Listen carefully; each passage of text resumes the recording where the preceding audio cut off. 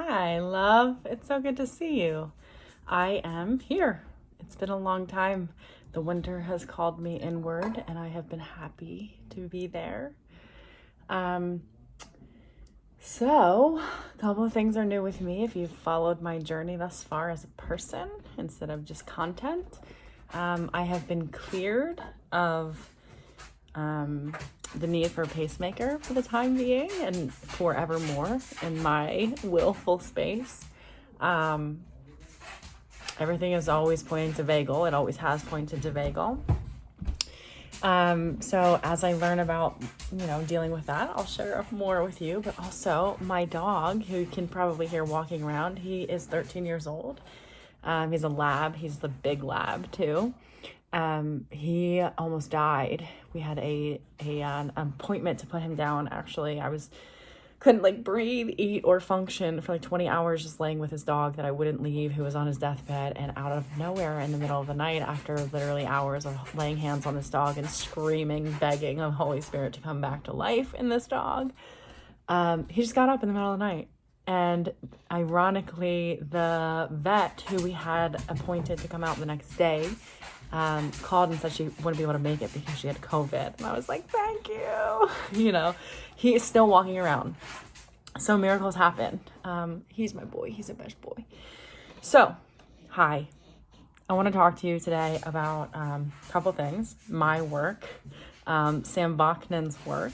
A couple of my clients have talked to me about Sam Bachman, but I don't, I have 4 kids and I run a business. I'm not always, it's not that season of my life that paying attention to a lot of content is available for me.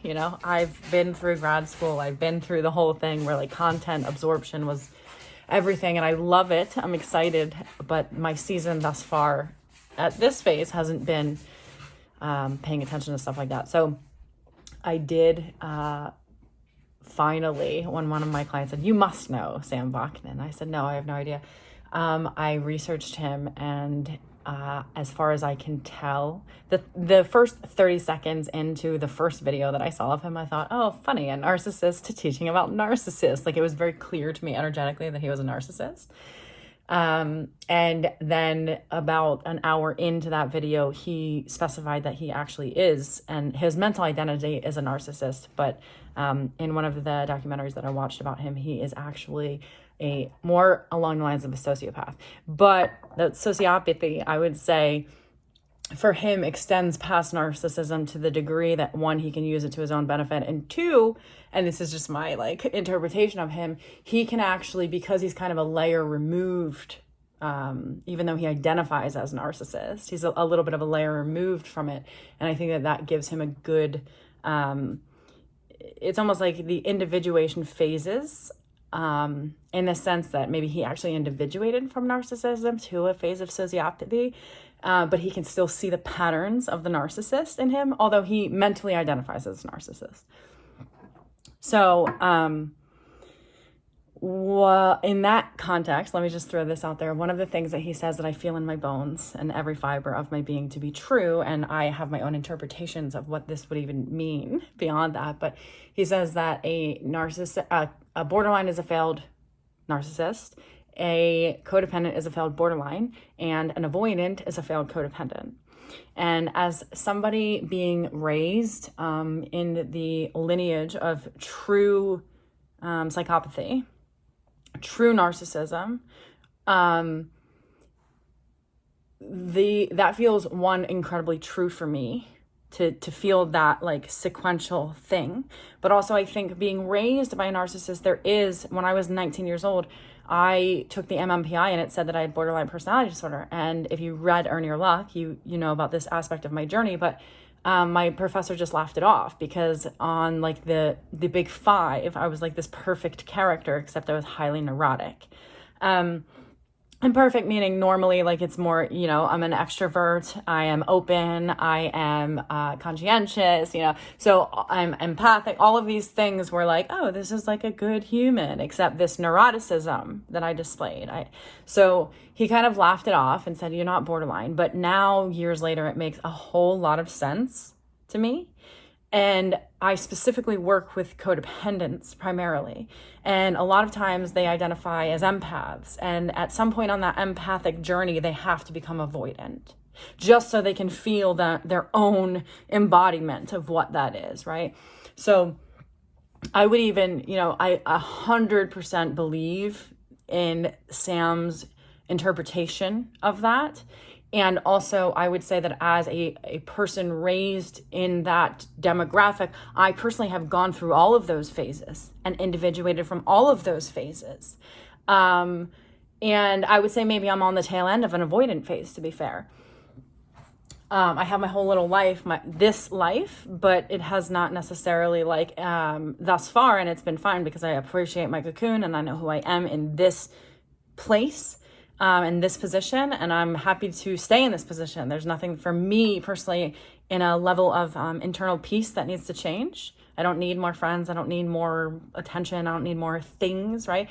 So I wouldn't call it avoidant. I would call it actualized, actually. I maybe went through an avoidant phase with the outer world, but that was because my inner world and my internal world in my house is very solid. I'm in a wildly healthy relationship, which is absolutely crazy to me that it can be healthy and scintillating and not boring and just there's nowhere to be but here, right? And that is how I feel in my internal world. That's how I feel in my external world and my relationships. So I can see that most, I think that to some degree, if you even can conceptualize that the reflection, I talk a lot about mirroring and things like that on my channel. But if you can even conceptualize that a person, so say me at 19 years old, I am actually a failed narcissist. I'm trying to deeply identify with my caregiver who was also theoretically my capturer. I'm not allowed to be myself in that situation. And the mirroring is flip-flop. I write a lot about this in Earn Your Luck because I tried to be exactly the opposite of what my mother was. And despite me being the opposite dance move, basically, I was still looking at her and paying attention to her, and she was in charge of the dance. And I did not really feel this in my body so deeply, even though I would say it intellectually, until my 15-year-old daughter once said to me, she said, "You are your mom." And I was like, "What are you talking about?" And she said, "You, my whole life, spent so much time looking at your mom, trying to figure out who not to be, that I, as your child, standing next to you hand in hand, wasn't looking at you because you weren't looking at me. I was looking to what you were looking at. And what you were looking at was theoretically lack. That's who I shouldn't be." So the whole time I was still looking at my mother. I'm still in this dance of let's don't be that. And that I can see in effect the flip-flop of I have to be that to identify with her. I can't be that because I hate her. There's so many borderline-y things going on in that dance that you're just reciprocating somebody else's moves and you're not totally actually in there as the choreographer. And then when you know that you can't be borderline, because for me, I had a kid that year actually that I was tested as borderline personality disorder. And by the way, my new book is totally about enmeshment and about stepping out of being here or here in relationships energetically, or being here in relationships energetically and being here at that comfortable distance of self-sovereignty with another. So that's about to come out. Well, it's about to come out of me, not to the world yet, but it's happening and I'm appreciating what's happening through it. So that borderline dance then turns, oh, I can't be a borderline because I have to function. I have children. Super codependent, right? I'm letting people live in my house for free. I'm letting people break my shit and not say anything because I'm too nice. My 7-year-old, she came home and she told me that a girl was kicking her multiple times, but she didn't tell on her because she was too nice. And I had to I'm oh my God, I raised these kids like this to think that that's okay, and I was actually, it's not you being nice. You can be kind without being nice. for you not to address it and to either tell on her or to reciprocate that behavior, that's actually like not nice. It's kind of dumb. Like, let's just look at it like that for now. And she was like, what, Mommy, you can't say that. And I was like, no, we have to, like, let's look at it like that, because that's not you being kind to yourself. That's you being nice to somebody else who's hurting you. And that's actually really dysfunctional. So that was my entire 20s, right? Every single person I was surrounded by would happily take advantage of me. And I happily let it. I thought that's what made me a good person. And then when that kind of, that whole thing shattered, the whole 20s bubble shattered, and it did. And I'm so grateful it did. I became a little bit avoidant. Like, I was the person to trust when I was codependent. There's nobody to trust when you're the avoidant one, right? Like, and that reflection would be reflected back to me as a codependent. Like, oh, Stacy's the one to trust. Everybody trusts Stacy. So I knew myself as that image. But then when I stepped into actually, and it was healthier for me to individuate in this way, to like, no, I'm not doing that thing. I would rather be alone than do that thing. That identity piece of trust was not reflected to me. So I had to be the projector of that in my internal world to all of my own internal parts. And that has been really healthy for me. And I think that that's why a lot of empaths identify with, like, at some point you kind of have to go in your little cave and you have to know who you are in the context of your own embodiment and your own life. So, I had a client say to me the other day that he had done a year's worth of CBT at some point. And he said, and they gave me tools, and it was really mental. And he's actually, he's like a critical thinker, not just like in life, but like professionally. So he said, they gave me tools, but it was never a visceral thing for me. They would just kind of say this thing. And basically my experience of this, and I want to share how I work and why I work this way, is that when you are raised in a narcissistic family and you have to be one step ahead of the blueprint, of their blueprint, which never makes sense anyway, but your energy doesn't match your mentality. Like, if your mentality has to be theoretically narcissistic to even be able to reflect to your caregiver some sense of semblance of identity. Like my mom used to say, the child is a representation of the parent. The child is an extension of the parent. She would say that often. And for me to even have any anchoring to reality, because everybody from the outside, it all looks shiny and great. So they thought, like, and retrospectively, that's not exactly true. There was many people who saw it. I just wasn't aware that they saw it. But the world kind of revered my situation. Some people were even envious of my situation. And being the person inside of it, that was confusing, because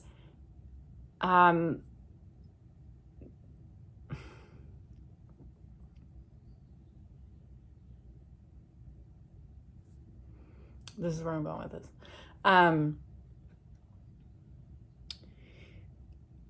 I had to look at the outer world with a sense of, am I crazy or are they crazy? Am I dysfunctional, or because somebody here is fucked up? And for a really long time, I was the identified patient. I thought it was me. Even though my energy was willful, I cannot believe I've come out unscathed. Even though I'm like definitely like have trauma and I'm more comfortable and meshing and trauma bonding and things like that.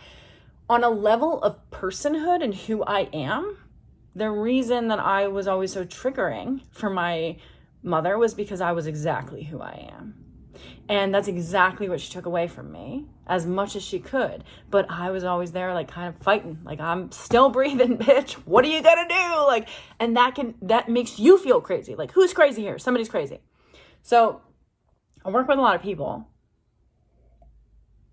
who feel that way, but there's no reflection from the outer world then anything's wrong. And when you don't know what your problem is, when you can't put your finger on it, you have a big problem. When you don't know what the problem is, there's a really big problem. You think you're it, right? I'm the problem. I'm supposed to just be satisfied with this. I'm supposed to just be happy. I'm supposed to deny reality constantly, right? So he says that they addressed these very mental things for him, but not who he is in here. They would give him tools to help alleviate his symptomology in the presence of his parents. But in the same regard, my field, and this is a thing, like, sure, cut off your sexual partners who are pieces of shit. Cut people off who don't serve you. Great, do that. But when you have these people in your veins, we all know repetition compulsion is a reality. You will go find somebody else to safely address the pattern with that is a safer bet than your family. In my work, and I don't know if I'll stand by this till the day I die, right? I learn and grow every day. But for now, and you could call me an unindividuated person, that's not true. I'm speaking this from a place of understanding lineages. If we have access to the root, it is easier to pivot the lineage in a direction that is healthy than it is to go, I'm going to cut that off and I'm going to deal with that pattern elsewhere.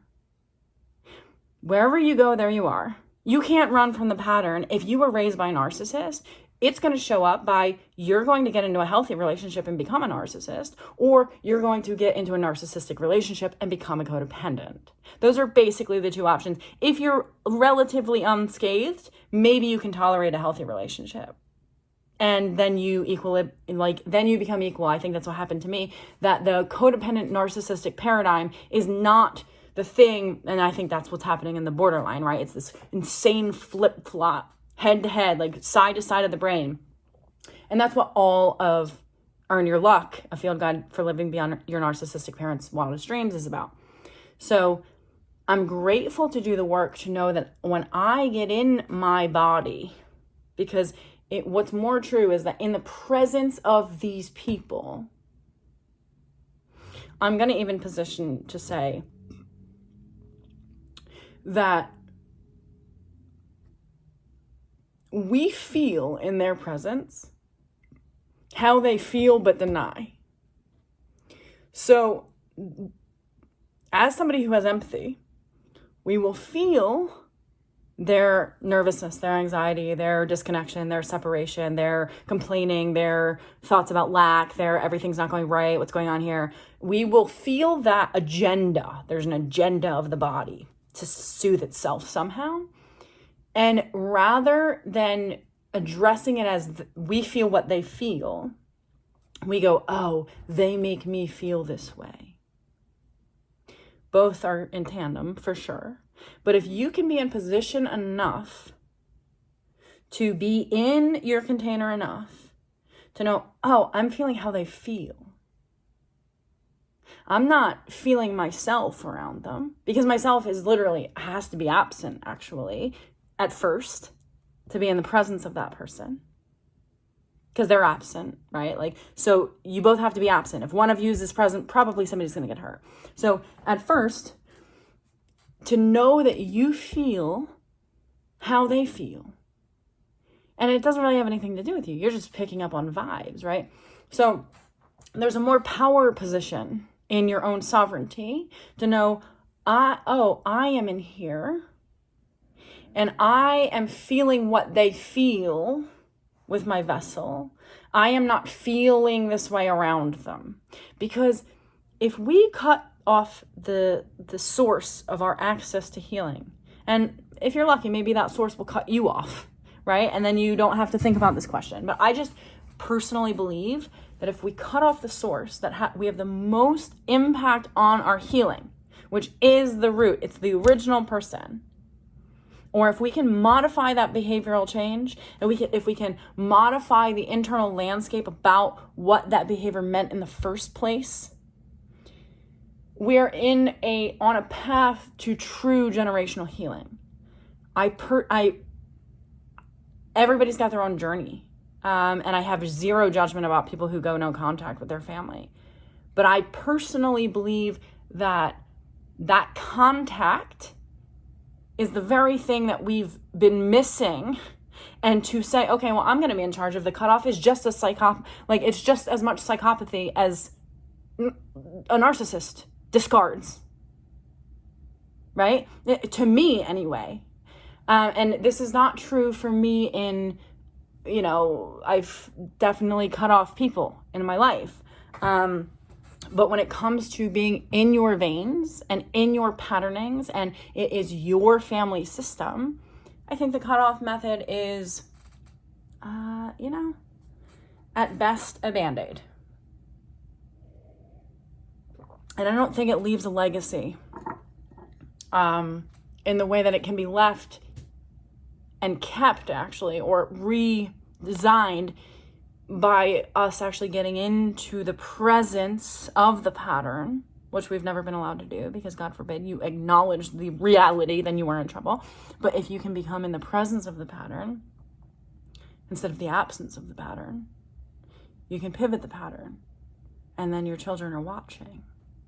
So, I work with a lot of people who say, oh my God, my kids feel exactly about me like that I felt about my psychotic, narcissistic mother. Mirror, mirror, right? That projection just goes down and down and down the freaking number lines. And it could be because you truly are narcissistic, or it could be because that patterning is not something you've gotten into. You've said, I cut that off. I'm not like my mother at all. And the only thing your children see is your mother. That's not, that's a little bit of, it's just mirror, mirror in the generational line. So I personally believe that to be present to changing the pattern, one must be so self-actualized in the presence of the person who made them absent of self, that they both know that the person within you is no longer going anywhere on their behalf. So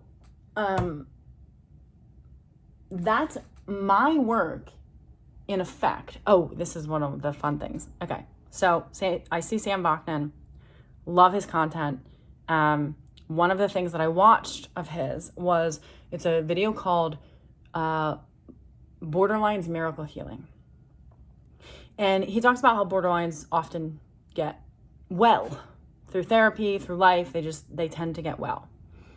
But they have physical habitual patterns that are reminiscent of the borderline personality when the personality was borderline. And he says nobody addresses this in therapy. My work, and this is something I don't think many people can understand unless you're like, this is going to be alien to somebody who doesn't get this. My work is same but opposite of what he's talking about nobody addresses in therapy. It is the haunted house of a room in your house that lets out ghosts every once in a while that are reminiscent of your borderline self. My people tend to see the pattern so much. They can see who they used to be, what they would have done. They're haunted by what they might do. They don't act on it, though. They don't have the physical habits of the old borderline. They have the mental habits. They have the psychology that creeps up when they're super triggered or when they're bored. It's a dangerous one. But they have the psychological components of how they used to process relational situations. And they could use them as armor or a weapon at any time. And sometimes it feels compulsive to them. Like, oh, I'm not doing the thing that I would do, and you're lucky that I'm not doing it, right? They're aware of patterns that are still in there, but they don't act on them. So in a sense, they're haunted by an old personality who has been dead but not laid to rest. There's been no body found, no funeral for this personality, this aspect of self. So speaking of aspects of self, when I wrote Earn Your Luck, I did not know about Dick Schwartz or Ross Rosenberg. I'm super grateful to know at this point. And I find it amazing that I can write a book like that and be like, oh my God, we're all saying the same exact thing. We're not crazy, right? But the thing that I was missing is I talk about in Earn Your Luck how if you're raised by a narcissist and you're not a narcissist, you have a codependent and a narcissist running the show in your head. These flip-flops between two personalities of like, I can see, here's the thing. What you project, you are. If you think the world is a narcissist, you're probably a narcissist, right? You project what you are. So if you think that the codependent is a codependent, but like, or the world is a codependent, you're probably a codependent, blah, blah, blah, blah, blah. My point is that the two flip sides of the same coin, which are both distorted and both cannot be centered enough to be in a real vertical relationship with somebody. That is like, I'm all in here and I can move with you in the horizontal to all of these places. Like, I'm not exiting self. I'm just staying with you. I'm connecting to you. I'm expanding into you instead of like, you have to come into me, or I'm totally coming into you. And we're like engulfing each other. It's like, oh, we're meeting each other in the middle, that middle ground, right? That's the healthy way of being in relationship with self and other. But the codependent or the who was raised by a narcissist, or the person who was raised by a codependent and a narcissist, has this flip-flop on both sides. Like, their inner world is like, oh, the world is primarily, despite their energy, thinking everybody is beautiful and everybody is benevolent. They think most people are narcissists. They don't trust anybody, right? They think they're the exception because they aren't a narcissist. And then there's the codependent, right? Who will always, and these two, you're either, if you were raised like that, you're going to attract somebody and become a narcissist, somebody who's a codependent and become a narcissist, or somebody who's a narcissist and become a codependent. That's what you see. That's what your parents did. Those are the only two reference points that you have for relating. And neither of those relating styles ever directed to you. You were totally void watching them relate in a super dysfunctional way. And that becomes the mentality, that charge, because, oh, that's a real relationship. When we're fighting, when we're hurting, when shit's going crazy, when there's a crisis, that's a real relationship. That charge defines relationship. That charge defines relationship in the inner world. Oh, if I'm charged, then I'm here. If I'm bored, I'm absent. If I'm not thinking, then, oh my God, I should be hypervigilant and somebody should slap me awake, right? So we assume that charge means aliveness. And that charge, in a way, means deadness. It means separation. But we don't know that yet. So in the inner world, we're always supercharged. And there's this ping pong, this war between these two aspects of self that are like, I need to get mine and I need to give everything I have to get mine. One is very hypervigilant. One is very hypervigilant about the other's hypervigilance. What I didn't get is that, and I'm so grateful now. Oh my God, I got some juicy content for you here. What I didn't get is that those two, and this would be a Dick Schwartz thing, would be called managers in the inner realm. And I've worked with, and what I mean by this is those two access points that we have to our own personhood, they are the only thing we have access to. They're the only thing that is available because they're the most dominating, right? And one is this primary codependent, one's this primary like narcissist. And it's not even like a narcissist in the sense that it's a narcissist to the exterior world. It is a narcissist to the inner codependent. It's like, you're a piece of shit, give away your life, do everything. It's always yelling at this internal codependent. And it is an acting in instead of an acting out. So we don't, it's an acting in.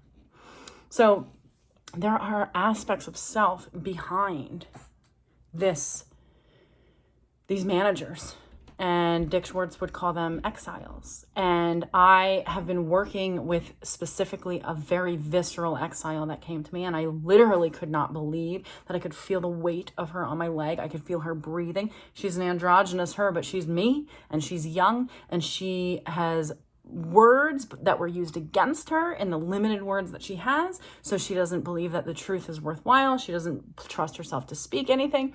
She doesn't really have anything to say. She just would rather keep the peace and sit on your lap and give you kisses and tell you that she loves you, right? So she's an exile I've been working with. And as I'm working with this exile, I am going for a walk, and I was always rushed through life. I have a military father, a crazy mom, I was always rushed. Somebody was always pulling. I literally, the first time I went to a shaman, she said, it's almost like your feet are not even attached to your body. They're 3 feet above you.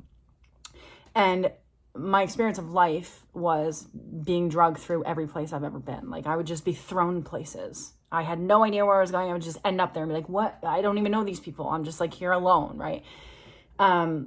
But that drag, oh my God, the vibration of that drag is incessant.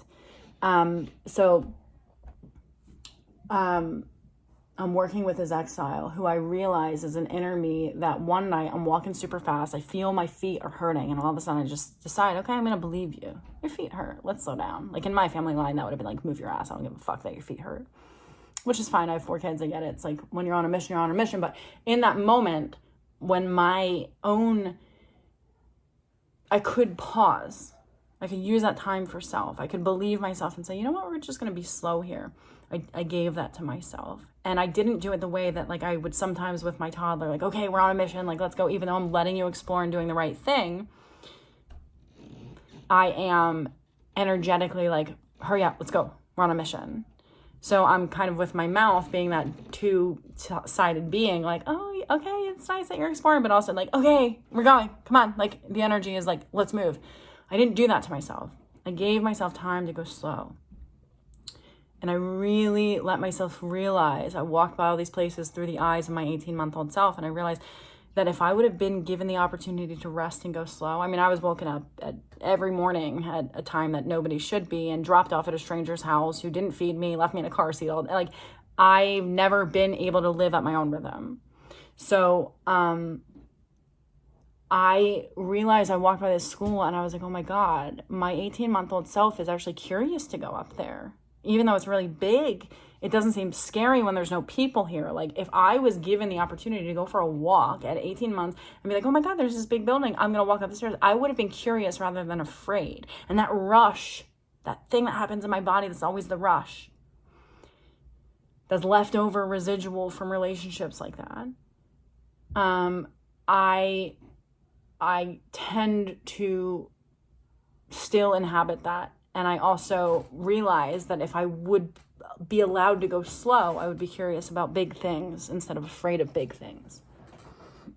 So I'm working with this exile. She's visceral to me. I can feel her walking next to me as she's touching. I'm touching things through her, but like I'm almost asymmetrical, like holding her hand as I walk, touching neighbors, plants and shit. So I'm really having a great time integrating this exile.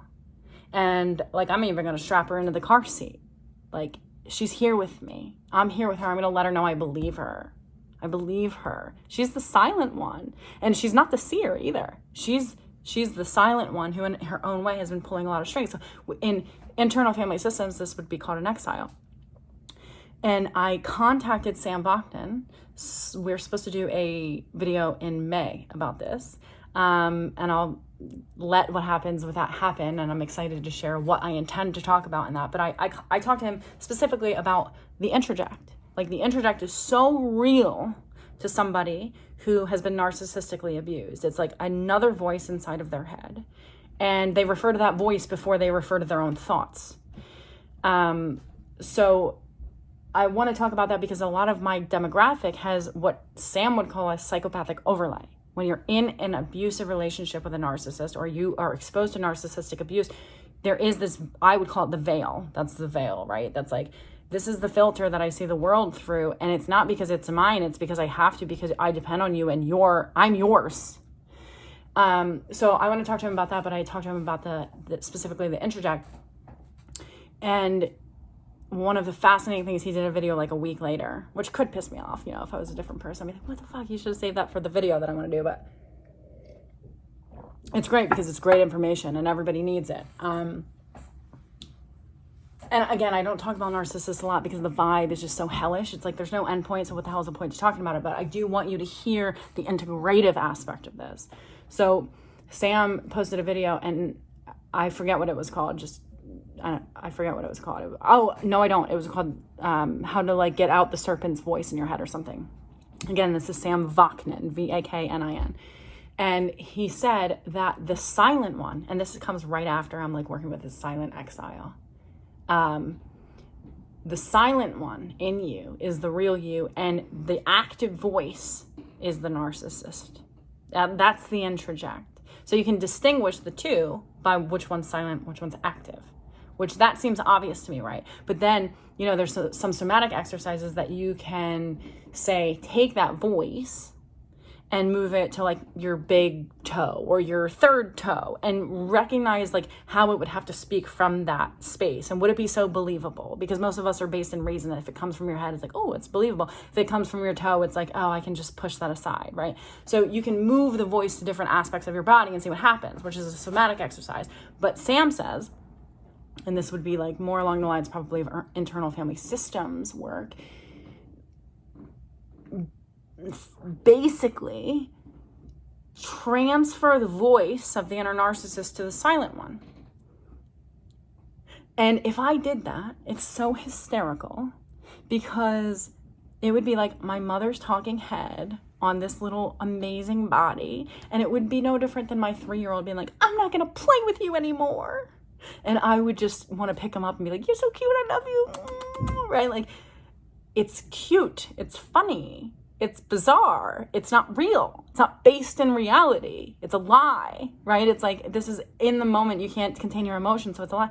So transferring that narcissistic chatter that's always yelling at you after narcissistic abuse, that's the introject, psychologically speaking. And Sam suggests transferring that voice onto the silent one, not so that the silent one can become this little like narcissistic psychopath. It's not even about cognitions as far as I can feel into what he's suggesting. It's about giving the silence a muscle to exercise. It's about saying, oh yes, you can speak now. But first, because you don't really know what your own words are, we're going to use these words that you're so used to kind of give you access to the muscles that it would take for you to use them. And then you can come up with your own language, basically. But it's so interesting because you can see the dichotomy and the disconnect. If you transfer that voice into the silent one, the silent innocent one, the silent one that is watching and waiting and loving and pure, it would be comic. It would be a comic. You wouldn't believe it. You would be like, that's not a thing. That's not me. And my suggestion and Sam's suggestion is that silent one, when you have access to it, is more you than the chattering two managers that I talked about in Earn Your Luck, which are the narcissist and the codependent that primarily run the mentality, despite the energy being totally different than the mentality. So there you have it. There's something that you can do with the introject. There's something about my work. If you would like to work with me personally, just pop on my wait list. I am going to be in the middle of writing this book. Like I said, I thought it was going to be purely about boundaries for the layperson, but it is absolutely not. It is about getting on the ground for my kind of demographic, not trying to put yourself on a pedestal or, jumping into your own grave constantly, but getting on the ground and relating to people on the ground and relating to people like this instead of everybody like this, right? So it is basically for people who are addicted to enmeshment and want to know how to be sovereign and in relationship, because most of the time that my demographic, they're fine until they get in a relationship. And then all of a sudden they're gone. They're like, oh my God, I was sovereign at that work we did, Stace. It was so great, so helpful. I was sovereign until I really had to apply it, right? So my book is going to be about how to relate in the horizontal realm with a sense of will and to stay on the ground. So I'm going to be doing that. And if you would like to support me as I do that, and kind of chill from the YouTube thing for a while, please go take my course called Soul Centering After Toxic Shame. Read my books, Imperfectly Sane and Earn Your Luck. I have zero doubt that if you resonate with my work or my channel, you will be, that'll be a next step for you somehow. I don't know what that looks like, and I'm not saying it's going to be a leap, but I am pretty confident that it will be a next step in your own expansion and will give you access to something that right now you might not have access to. And that access, my God, it's so underrated. Access to self, access to this work, access to the work that you can do on yourself even. But the thing is too, is, you know, I used to get really triggered by like everybody, you know, no, you need a therapist, even though I'm a therapist. I would get triggered by the concept of like need. But the truth is, everything that happened to us negatively happened in the relational realm. It was betrayal. It was abuse, whatever it was that said you are no longer allowed to be yourself and you must be this other thing in order to get what you want. And we have to lie. Everybody has a lie and call that your true self. That is an ultimate betrayal of self that my demographic is asked to swallow, sometimes for an entire lifetime. And my work is to say, hey, you can puke that back up and I'll hold your hair while you do. And I'm going to see who shows up when you like pull your head up from the toilet, because that's not who you are. And who you are is within you, but you might not have access to that sense of withinness that is going to make the without transform so that the within can be congruent with the without in a very comfortable way, in a way in which you touch the world seamlessly instead of with that charge that you're so used to. Oh, this is a relationship, the charge. No, you can touch the world seamlessly. Oh, it's so nice, right? Super possible. So I hope to talk to you guys soon, but I am going to be hanging out over here writing. I think I'm going to call it Border Control for Women Without Boundaries. And the border is going to be the shore. Thanks for being here, guys. Oh, also, let me just plug this because I am going to be like doing my thing. If my content has helped you or any of my videos has helped you immensely, please share it with somebody that you think it would help. That would be helpful for me and them, ideally.